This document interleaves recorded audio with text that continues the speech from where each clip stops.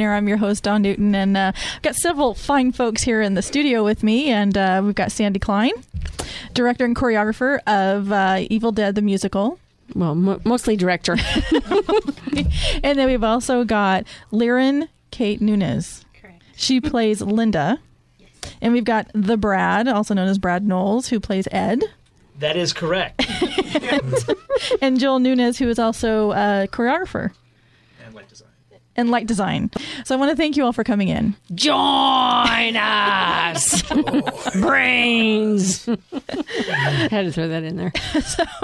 So Sandy, let me start with you. Okay. I mean, Evil Dead, this is the second year. This is the second year. For the musical. It is. started last Friday, October 1st, and it runs through October 31st. Yes. Well, technically October 31st, but it actually ends on Halloween Eve with a midnight show. So however you want to peg that date, it's either early in the morning, October 31st, or late at night on the... Yeah, exactly. Depends on when you go to bed. So tell us a little bit, for those that aren't familiar with Evil Dead the Musical, tell us a little bit about the history, what this is comprised of, because it comes from horror, campy, cheesy series. Yeah, well, the show itself is only probably about 6 or 7 years old, but it's based on a series of cult classics that are just about 30 years old now.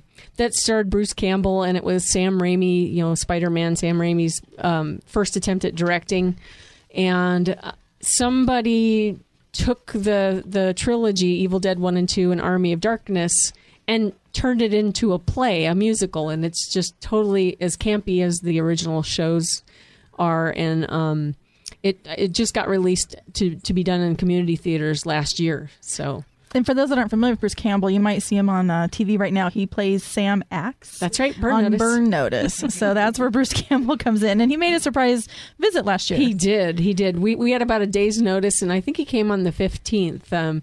He has a place in Southern Oregon, but he made the trek up from L.A. just to see our show, and he did a Q&A, and he signed autographs, and he was an amazing person. It was so awesome to have him. He was generally super awesome. Super awesome is the word. We love you, Bruce. We hope you come back. Sure we're working on that. So he could come back again this year. He could come back.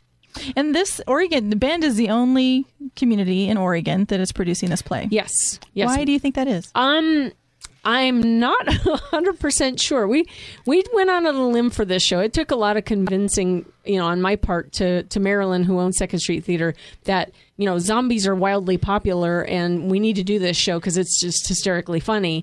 And finally she said, well, okay, if you take it on, we'll do it. So we applied for the rights and we got it last year. And again, this year I was really surprised that we were the only production of this show in all of Oregon, but we're drawing crowds. I think the correct answer to that question is most communities don't have the amazing level of talent that we do here in Bend, Oregon. That too. or the amounts of or the technology to make that many gallons of fake blood.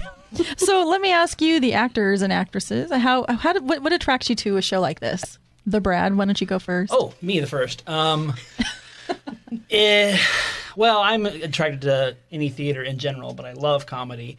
And this one is a step above the rest, honestly. This is the best comedy I've ever been in. It is so out there, so energetic, so everything that you would love in something that I couldn't not go out for it. It's just an amazing show. Now, Liren, you're new to the cast this year. Yes. So tell us about your experience. Well, I actually wanted to audition last year. My schedule did not permit me to do so. So I got really lucky when one of the cast members wasn't able to return this year. And so I fought tooth and nail to get into the show this year. She wowed me. Fireworks went off, everything. We paid a lot for those fireworks. And I'm so glad to have her because she's an amazing singer and she's done an amazing job. Well, that's a perfect segue. Yeah. I know we were talking to Liren. Would somebody like to throw some vocals out there for us? Sure. She's not shy. Well, it's actually from a song that I sing with Ash. I play his girlfriend, and it's a very sweet, true love. And we sing a song called Housewives Employee. And the chorus goes a little bit like, I have to ask a question to the gods above. How were we deemed worthy of this perfect love? I'll ask the trees, I'll ask the sky, I'll ask the whole wide world. How did a houseware's employee land the perfect girl? How did the perfect girl land a houseware's employee? Give me some sugar, baby. So tell us a little bit about the Splatter Zone. Well, this year, just to go back a little bit really quickly, last year the show's known for the amounts of fake blood, just like Evil Dead 2 was known for the amount of fake blood that Sam and Bruce used. So around the country where it was playing, it was known for having splatter zones. And I thought we could never do that in Second Street Theater. It would be a horrible mess. Marilyn would have a fit, and we just couldn't do it. By the end of the run, everybody, including Marilyn, was yelling, "More blood! We need more blood!" We found once there were bodies in the seats, it didn't really matter because they soaked up all the blood. So this year we decided. It does get a little bloody though. Yeah. There's still splatters in the light fixtures from last year. But this year we decided, let's make a designated splatter zone in the front and center, and they're a little extra money. You do get to take them a souvenir, but you're guaranteed to get soaked with fake blood. So you want to wear white. Or something that you don't mind getting blood on. Yes. Most people come wearing white. Or something blood red, if you do mind. If you do mind, then you shouldn't be in the splatter zone, technically. But yeah, they're guaranteed to get it.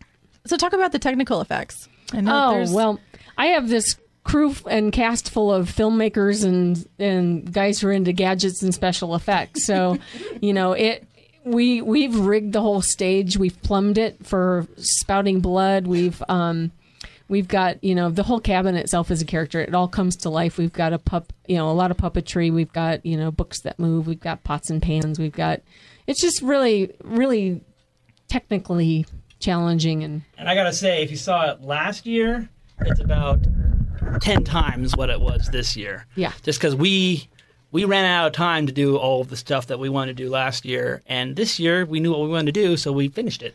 Yeah. Now, you've also got, I was reading, you've got special events. Now, you've got the zombie pub crawl? We did a zombie pub crawl. We've done some promotion over the summer. Yeah. Right. Yeah, we started out with a 4th of July dead, white, and ghoul zombie walk through Drake Park during the Freedom Ride, which kind of drew some attention. And then we had a zombie pub crawl on August 19th where we actually had about 45 people show up dressed as zombies, and we went from bar to bar and got zombie specials and promoted the show. And that's about all we've had time to do right now. We're just, so busy into production. And I read something about a pre-Halloween garage sale. Well, yeah, that didn't quite happen. Okay. Trying to get that set finished just took us a long time, and it's awesome. So, Laren and the Brad, I want to know, we've seen you in other productions. Tell us where maybe some of our listeners may have seen you in past productions and what you're doing now. I was most recently on stage in Menopause the Musical in 2008. I played the Earth Mother. Prior to that, I've been in The Full Monty at Second Street Theater, Stop the World, I Want to Get Off. My first show after moving to Bend was 2006 Polish Joke. So I tend to stick with comedies and musicals. So the show is absolutely perfect for me. And the Brad? I have been in a number of shows. I'm usually in 2 or 3 shows a year. Then you're in the Bend Improv Group? Yes, and we just started that Bend Improv Group, about 3 or 4 months ago. We just had a very successful show. When was that show? August, right? August-ish. We had a very successful show. Bend Improv Group is on hiatus right now. But coming back in November, we're going to start rehearsing again, and we're hopefully going to be doing monthly shows at 2nd Street. Yeah.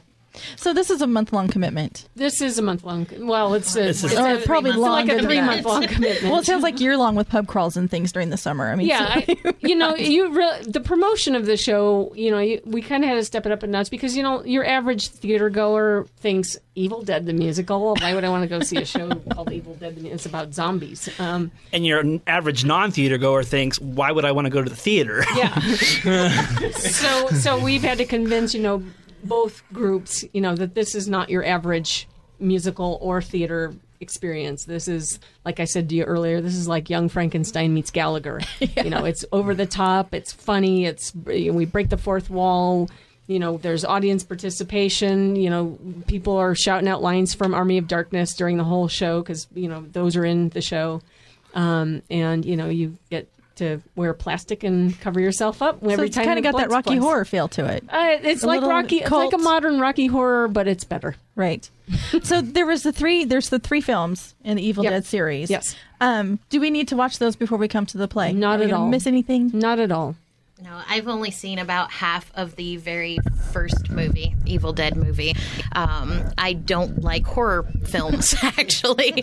But this is completely different. There's so much comedy. And the music that's set in the show, it's from a different genre every time. You're not going to hear the same style of music from song to song to song. And I have a really unique perspective coming into the show because I actually watched it a couple of times last year before actually becoming a cast member, and it really exceeded all expectations. I had read the script, but it's nothing like seeing it brought to life, and those characters that are very, very much caricatures of people that are really brought to life, which makes it just a night that you're not going to forget. Yeah, and there's a lot of things that it makes fun of in the show that are just typical of film in general.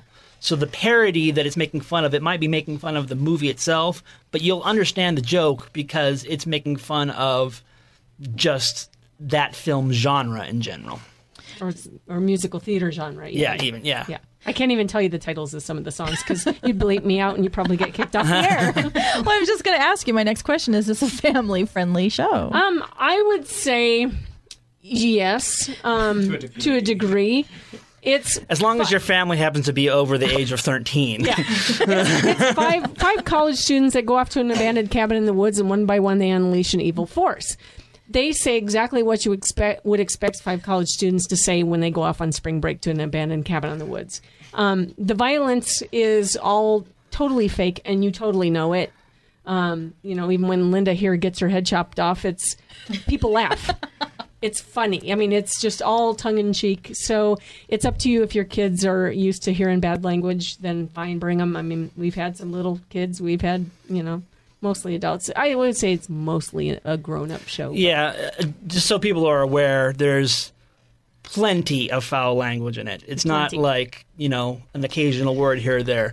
So there's plenty of foul language. There's a modest amount of adult humor.